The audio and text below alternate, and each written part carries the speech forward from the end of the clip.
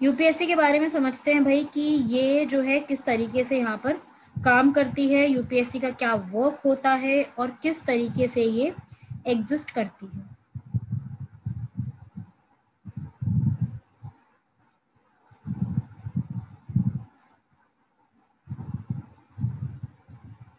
पहले आपने याद रखना है इसका आर्टिकल। आर्टिकल आपको मैंने बताया 315 से 323।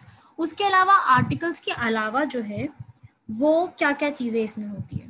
देखो आर्टिकल्स के अलावा यूपीएससी का काम है ऑल इंडिया सर्विस लेवल पे रिक्रूटमेंट करना। ऑल इंडिया सर्विस लेवल पे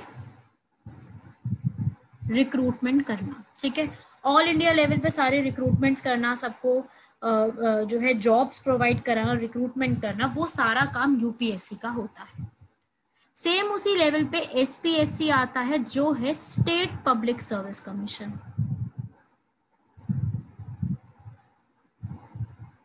और वही ये था union public service commission, that means union level पे जो काम करती है, ठीक है। तो यूनियन लेवल पे काम करने वाली बॉडी ये है और स्टेट लेवल पे काम करने वाली बॉडी एक और होती है। इसमें सारी अपॉइंटमेंट्स करते हैं प्रेसिडेंट, ठीक है। सारी चीजें प्रेसिडेंट देखते हैं क्योंकि यूनियन लेवल की बात है। वहीं अगर एसपीएससी की मैं बात करूं तो एसपीएससी लेवल पे सारी अपॉइंटमेंट्स करते हैं गवर्नर।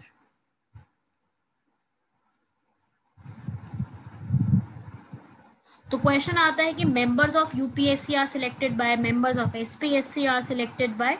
तो याद रखिएगा ये अलग अलग यहाँ पे पर्सन्स एग्जिस्ट करते हैं, ठीक है भाई। ये सारी चीजें आपको याद रखनी है, सारी की सारी चीजें। इनका काम स्टेट लेवल पे वर्क करना है, इनका काम यूनियन लेवल पे वर्क करना है। फिर तीसरी बॉडी आती है भाई इलेक्शन कमीशन। इलेक्शन कमीशन कहाँ पे है भाई? आर्टिकल नंबर 324 में, ठीक है भाई, 324। इलेक्शन कमीशन का क्या काम है? इलेक्शंस कंडक्ट कराना। कहाँ पर? मैम यूपीएससी के अंदर जो मेंबर्स वगैरह होते हैं उनकी एज, उनकी रिटायरमेंट की एज, ये सब इम्पोर्टेंट है। ये मैं एक काम करूंगी, आपको टेबल बनवा दूंगी, ठीक है। अभी हम पूरा टॉपिक समझ लेते हैं, फिर मैं आपको एक टेबल बनवा दूंगी, उसमें सब लिखवा देती हूँ। या फिर अगर अभी चाहते हो तो मैं अभी लिखवा देती हूँ, कोई प्रॉब्लम नहीं है। अभी लिखते जाओ साथ साथ फिर कि इनकी एज वगैरह का क्या है, लिखते जाओ फिर साथ साथ।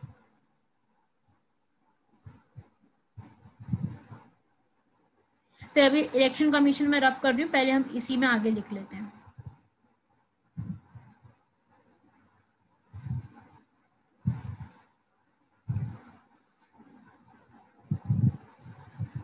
देखो भाई टेन्योर कितना होता है और किस तरीके से वर्क करती है उसके बारे में लिखो भाई यहाँ पर।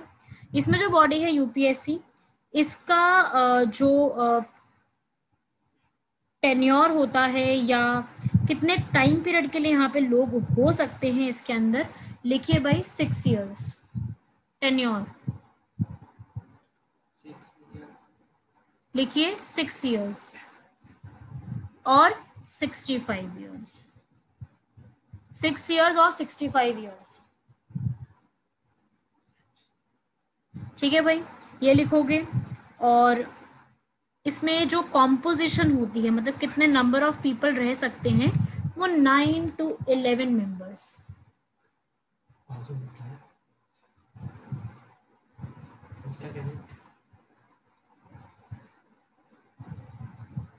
ठीक है भाई, लिखिए यहाँ तक। और एक छोटा सा पॉइंट है यहाँ पर, इन लोगों की जो भाई जो होता है ना ईयर्स का, वो थोड़ा सा अलग है। वो होता है 6 इयर्स और 62 ईयर्स। 65 नहीं होता, 62 होता है, ठीक है। यहाँ पे 65 है, यहाँ पे 62 है। फर्क क्यों है कोई बताएगा? 62 और 65 3 साल कम क्यों रखा है?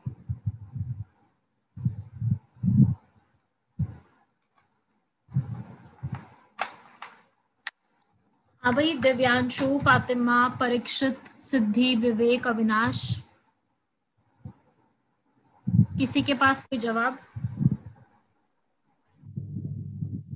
नहीं पता? SP works in state now, so It consists of a chairman and other members appointed by governor of state.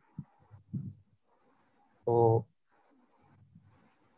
हम थोड़ा फर्क है ना यूनियन लेवल पे और वो स्टेट लेवल पे। तो देखो फर्क ये है कि अगर एक बंदा है स्टेट लेवल पे काम करता है तो he wants to go in union level ना, तो उसके पास एक रिटायरमेंट अगर मान लो 65 दोनों एज रख देंगे तो स्टेट लेवल पे वो रिटायर हो गया तो प्रमोशन लेके यूनियन लेवल पे कैसे जाएगा, तो ही नीड्स प्रमोशन। तो स्टेट लेवल से प्रमोट होकर पर्सन सेंटर लेवल पे ही जा सकता है। तो 62 इयर्स यहाँ रखी गई सो दैट 3 इयर्स उसके पास रिटायरमेंट के लिए बचे and he can serve himself into the union level also. Getting my point everyone? Yes ma'am. ठीक है, तो याद रखिएगा ये चीज। चलो आगे बढ़ते हैं फिर, और यहाँ पे 62 रखा है, ये भी चीज याद रखिएगा। तो ये दोनों चीजें आपको इस तरीके से याद रखनी है, इनकी रिटायरमेंट एज, कॉम्पोजिशन, कितने नंबर्स होते हैं। यूपीएससी में इतना इनफ है, ठीक है। इस पे बहुत ही कम क्वेश्चंस आए हैं आज तक और कम ही चांसेस है कि कोई क्वेश्चन पूछा जाए, so you don't need to study this in detail.